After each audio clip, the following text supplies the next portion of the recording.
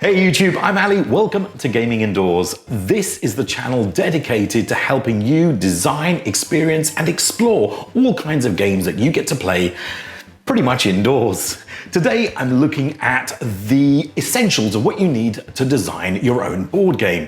Now, I've got to say from the get-go that I'm not an expert here, but I have spent the last year and a bit interviewing people who have actually been there and done it, proper game designers, as well as doing a whole bunch of research on forums and reading books. And the more I've read, the more passionate and excited I've become about the whole area of board game design. Now, today, like I said, I'm going to be starting off this year with a very quick summary of what it takes to make a board game. And we're going to start with the idea. Game ideas consist of three constructs, and that is mechanics, theme, and player experience. Mechanics is how your game works. If you pick up some dice and roll them to move a piece, well, that's a roll and move mechanic.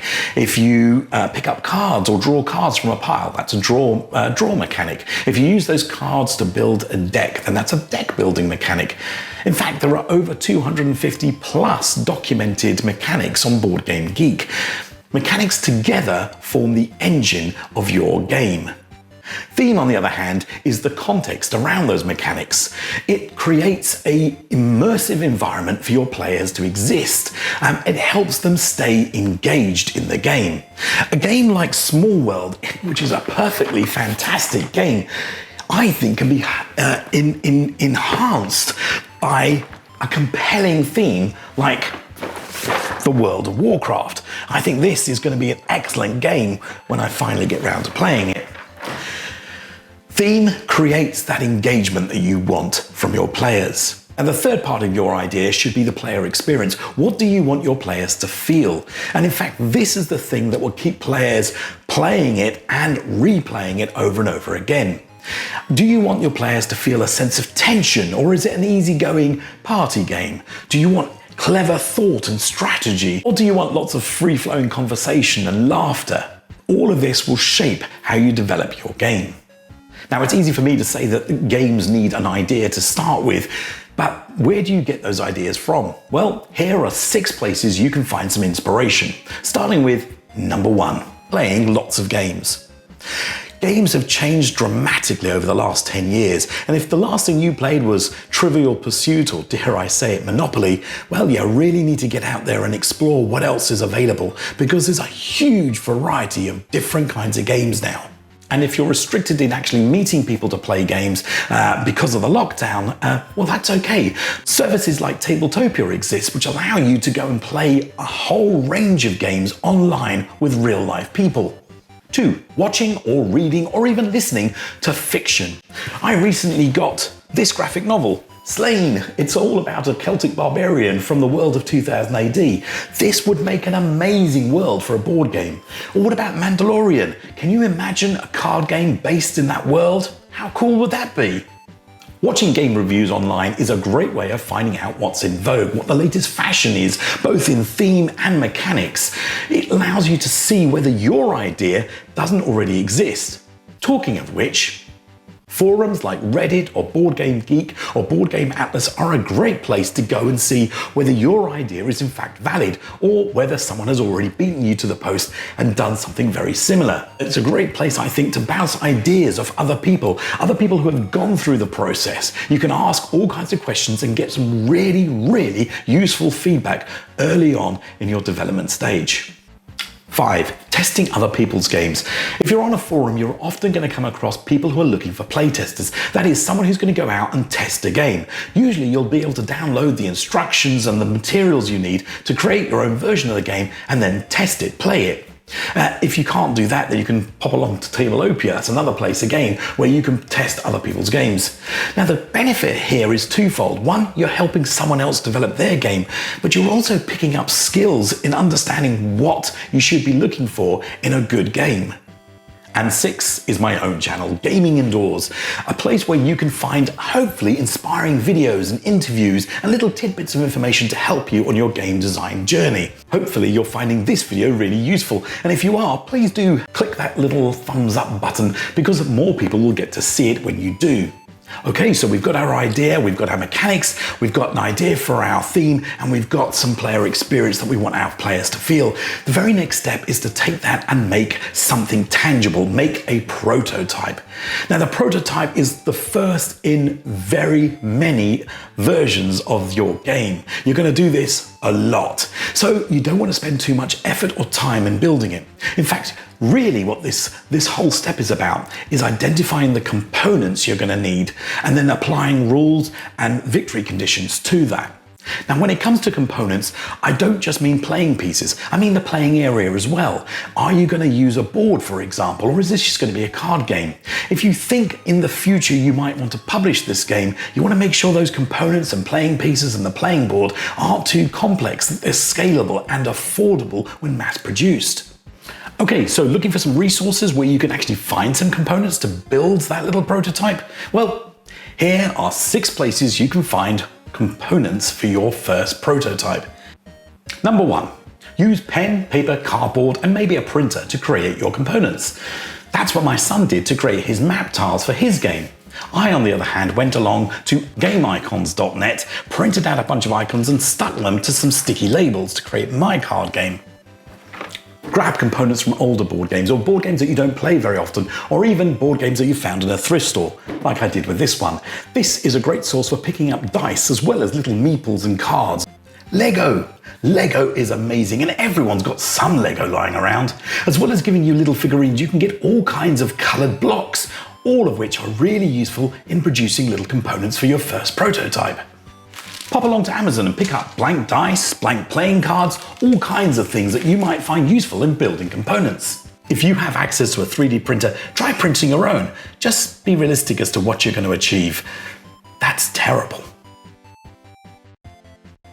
And finally, if you want to keep your design process completely virtual, why not try Tabletopia? Here you can borrow from other components from existing games to help design your own. Okay, back to our prototype.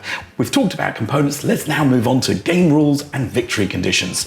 This will tell us how our game starts and ends, and also it provides a glimpse into what choices a player can make during gameplay. Allowing your players to make choices that affect the game and affect the end result is super important in all good games. The rules will give you boundaries on what you can and can't do during your turn. But be warned, this is going to change often. As you go through the process of game design, you're going to be visiting these rules and victory conditions over and over again and shaping them and changing them constantly. Don't get too caught up in this at this stage. Okay, so we've got a prototype. The next stage is to start testing it or play testing it. Now you're going to start on your own or with another creative collaborator, someone else who's helping you design the game. Now it's very important here to be harsh and brutally honest with yourself. Is this really the game you wanted, that you had an idea for? You've got to make sure you keep the theme, the player experience, and to some degree the mechanics in check all the way through this process. A top tip here is to find a group of people to test your game that match your target audience. If you're building a kids game that you just want to share in a classroom, for example, then testing it on adults probably isn't a very good idea. They're going to have a different response to the kids who are eventually going to play it. Now, when you first start testing, it's very likely that you're going to read the rules out loud, and in fact, you may well be playing the game alongside your playtesters. But as time progresses, you want to remove yourself from that position and just observe. What you're looking for are the reactions your players are engaging in when they play different aspects of your game. What are the reactions? Do they marry up with the player experience you wanted right at the beginning? What's really, really important here is to focus in on what frustrates your players. Don't listen to what they would suggest would improve the game, because after all, you're the designer, not them. Now, this next step is an iterative step. That means it's going to happen over and over again. Each time you're going to refine and shape your game. You're going to take on board the feedback from your playtesters. Now remember, you don't have to listen to everything the playtesters say, but very often what they say is significant, so you should at least record it. This is usually a really good place to look at what you can remove from your game to simplify it, and perhaps keep some extra bits later as an expansion. To my mind, playtesting and refining is actually the bulk of work when it comes to designing your game. You're going to be doing this potentially for months, if not years, for a really successful, well thought out game. But that aside, once you and your playtesters have both agreed that you've got the game as good as it can be, you've got your final product and you're ready to publish. Now, publishing actually means a variety of different things. You may want to go down a formal route of finding a game publisher to publish your game. If that's the case, then just be aware you're going to have to probably give up a little bit of creative control. The great likelihood is that they have a particular target audience that they're going to want to position your game for. Now, that means that they will probably, very likely, in fact, supply artwork and have their own artwork. They may change the theme slightly or even tweak some of the mechanics. Now, if you don't want that, or if you decide you want to self-publish, well, this could be the start of your Kickstarter story. Here, you're going to be doing a whole bunch of ad campaign and work before you actually get to Kickstarter, and that's a whole separate, different conversation.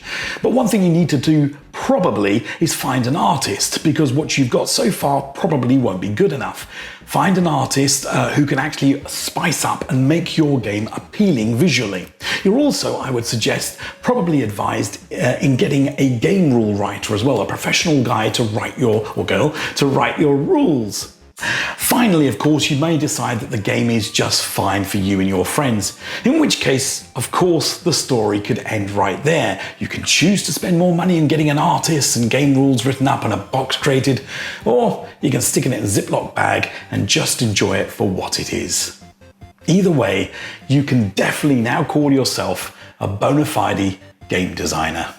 Super duper! That's nice! Way to go! Well, folks, that's my video. I hope you enjoyed it. I had a lot of fun making that and recapping all the stuff I'd learned in the last year. I hope I've captured it well. If I have, please do give me a like on this video because it helps spread this video to others who may not have seen or heard of my channel. If I've messed anything up and if you think I've missed something, please let me know in the comments below and I'll do my darndest to respond to each and every one of you. So until we meet again, folks, take care.